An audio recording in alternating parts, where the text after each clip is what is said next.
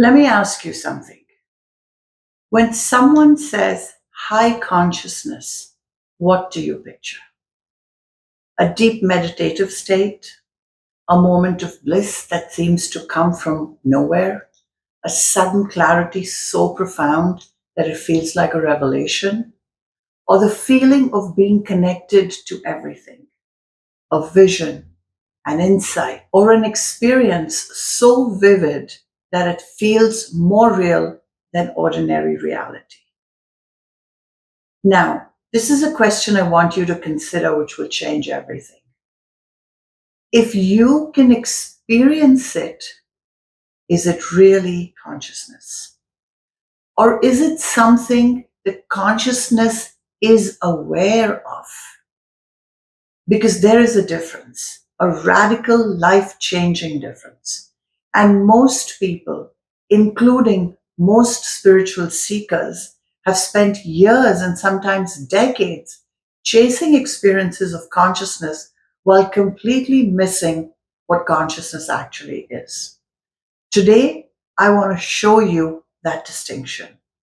And once you see it, you can never unsee it.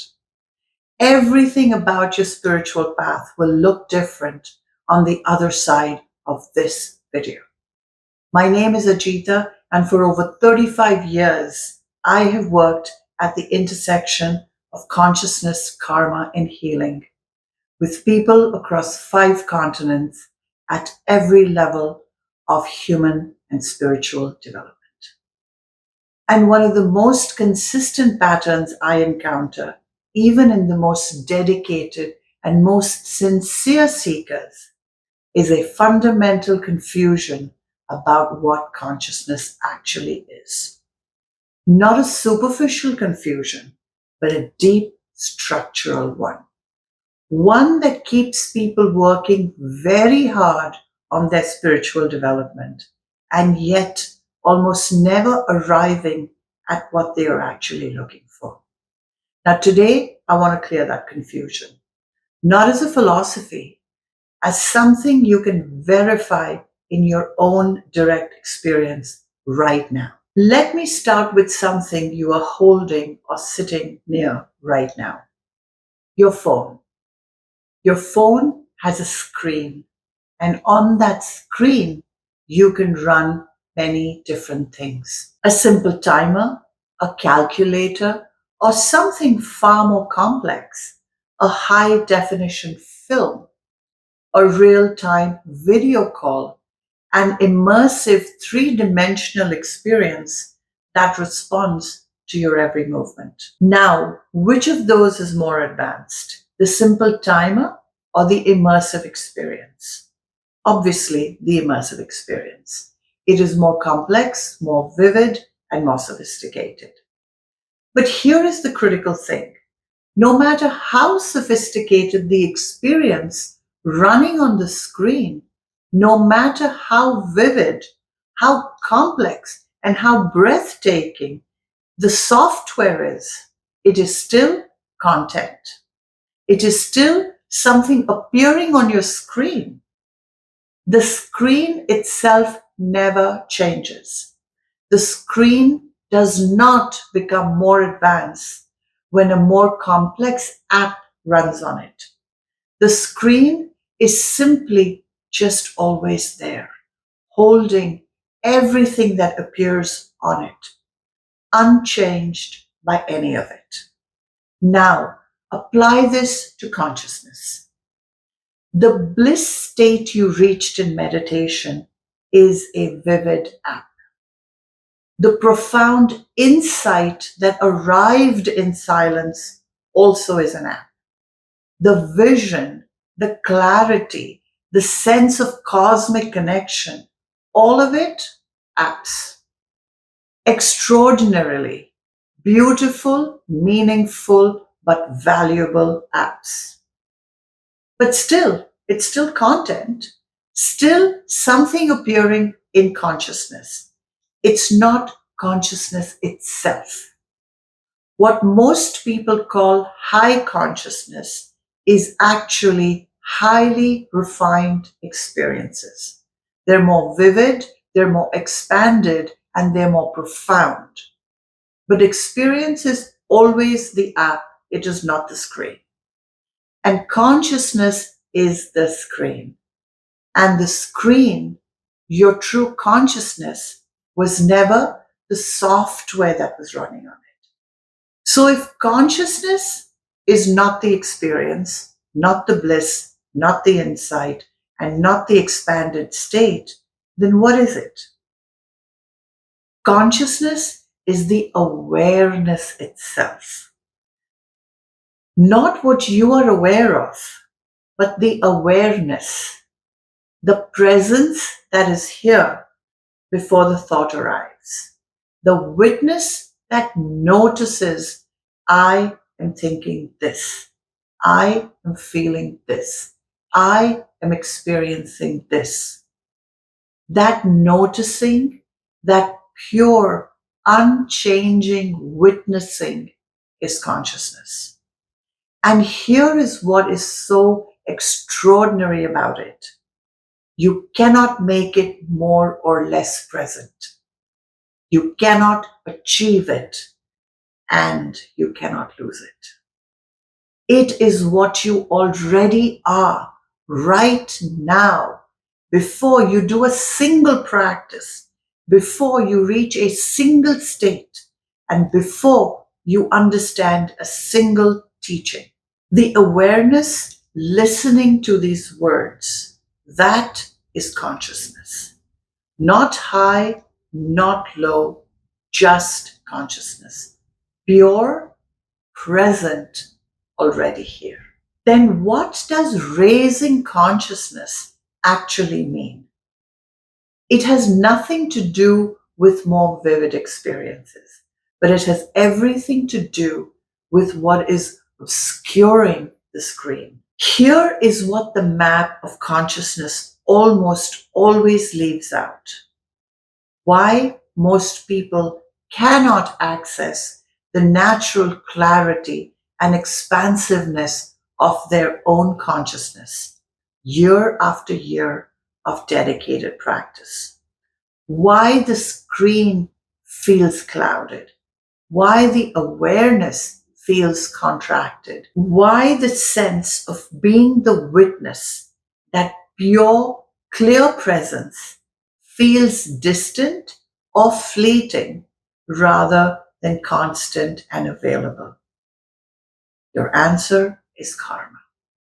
Unresolved karmic imprints act as a film over the screen, not changing what the screen is, because consciousness remains pure beneath it, but obscuring it, contracting the field, narrowing the range of what can be perceived and what can be received.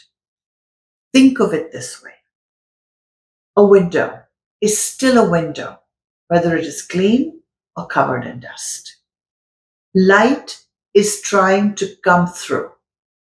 The view is still there on the other side. But through a dusty window, you see a diminished version, muted, contracted, and partially obscured. Spiritual practices like meditation, breath work, inner work are like cleaning the glass from the inside. Valuable, necessary, and genuinely helpful. They create moments of clarity, moments when the dust lifts and the light comes through. But if the dust keeps returning, if no matter how much you clean, the window clouds again, it is because the source of the dust has not been addressed. That source is karmic, unresolved, energetic imprints from your personal history, from your ancestral line, from patterns the soul carries beyond this lifetime. These are what keep reclouding the window, what keeps contracting the field of consciousness back towards its conditioned limits every time practices open it briefly.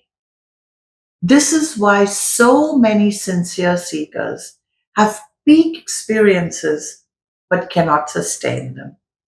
The experience was real, the opening was genuine, but the karmic layer that was temporarily bypassed was never actually cleared. And so the window clouds again. Ancient wisdom traditions across the world, long before any religion codified them, mapped the structure of consciousness in a way that is remarkably consistent. They identified three states that every human being moves through. The waking state, where you are right now, aware of the outer world, processing, thinking, and engaging. Then the dream state, where the mind creates its own world, inner, vivid, and sometimes more emotionally intense than waking life. And the deeper sleep state, where all experience ceases. No thoughts, no images, no sense of self, complete absence. And yet, every morning when you wake up from that deep sleep and say, I slept so well, I was completely out. Think about what that sentence actually means.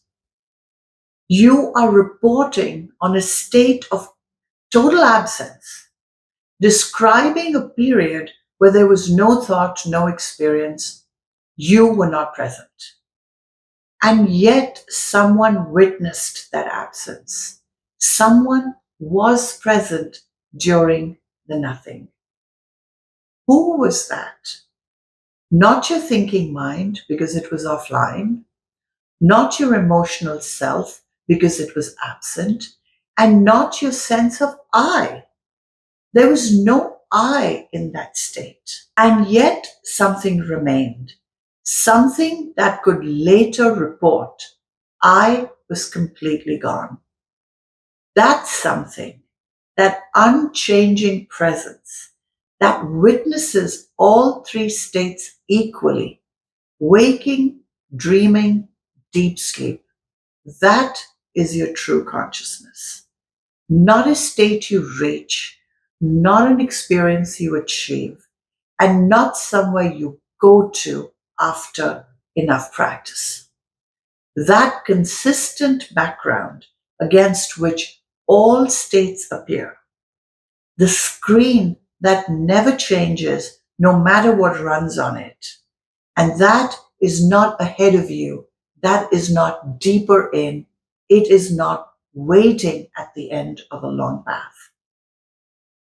It is what you already are, right now, before you start looking.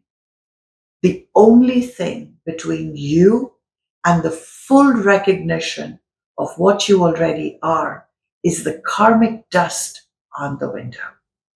And that can be cleaned. So, what does it take actually to raise your consciousness? Not to achieve more vivid experiences, not to reach a higher state, and not to meditate harder or practice longer. To clear what is obscuring your consciousness that is already present. To remove the karmic fill from the window so the light that was always there can finally come through without contraction, without distortion, and without the clouding that returns every time practice temporarily lifts it. This is what I mean when I say when karma clears, consciousness increases. Not that consciousness that becomes something it wasn't, not that you add something to it, but that what was always there, the full, clear, unobstructed awareness becomes available. Stably, sustainably, not as a peak experience that fades, as your ordinary, everyday reality. Divinity, not in a monastery, not at an altered state, not in the peak of a meditation retreat. Here, now, in the texture of your actual life. That is what becomes possible when the karmic layer is cleared. Not more experiences of consciousness. The thing itself, unobscured, finally fully available as what you have always been. Now, let me give you 3 questions that will help you understand where you are on this map right now. The first question: are your expansions sustainable? When your consciousness genuinely clears, the clarity does not require maintenance. It does not fade when the retreat ends or when life gets difficult. It simply is. If your expansions require constant practice to sustain, the practice is managing the experience. The karmic road has not been cleared. The second question: are the same patterns still running? Genuine expansion of consciousness changes the field. And when the field changes, the patterns that were generated by that field will change with it.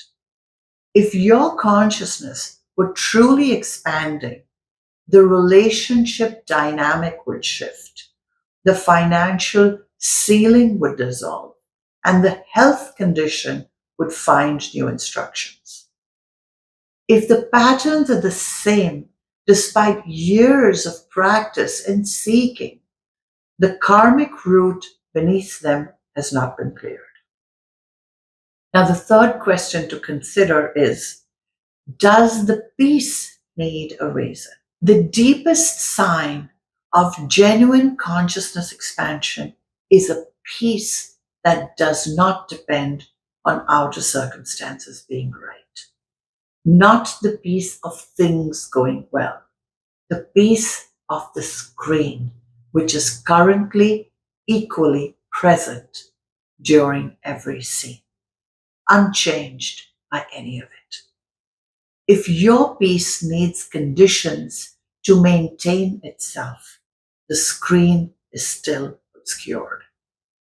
These are not judgments and they're not diagnostic tools.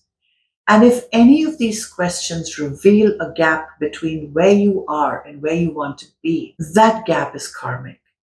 And what is karmic can be cleared. High consciousness is not a state you reach. It is not a more vivid experience. It is not the bliss or the vision or the profound insight, however real and valuable those are. It is the screen itself, the unchanging awareness that witnesses every experience, high and low, profound and ordinary, without being altered by any of them. And it is not something that you have to find. It is what you already are.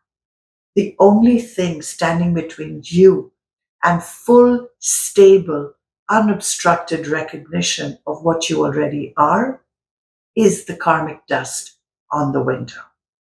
When that clears, consciousness does not increase in the sense of becoming more than it is. It reveals itself as what it has always been, fully, clearly, permanently, not as a peak experience, as your everyday reality. Awaken to your divinity, not somewhere elevated and remote, but here, in your body, in your breath, in the ordinary moment of your ordinary life. This is the mission that I have been sent here for. Awaken humanity to its divinity in everyday life. Not the highlight reel version of divinity, the real one, stable, clear, and unobscured. Subscribe to this channel because every video I make is one step closer to that clarity. Leave me a comment and tell me which of the 3 questions landed more deeply for you. Are your expansions sustainable? Are the same patterns still running? Does your peace need a reason? I want to know where you are, because where you are is exactly where we begin. I will see you in the next video.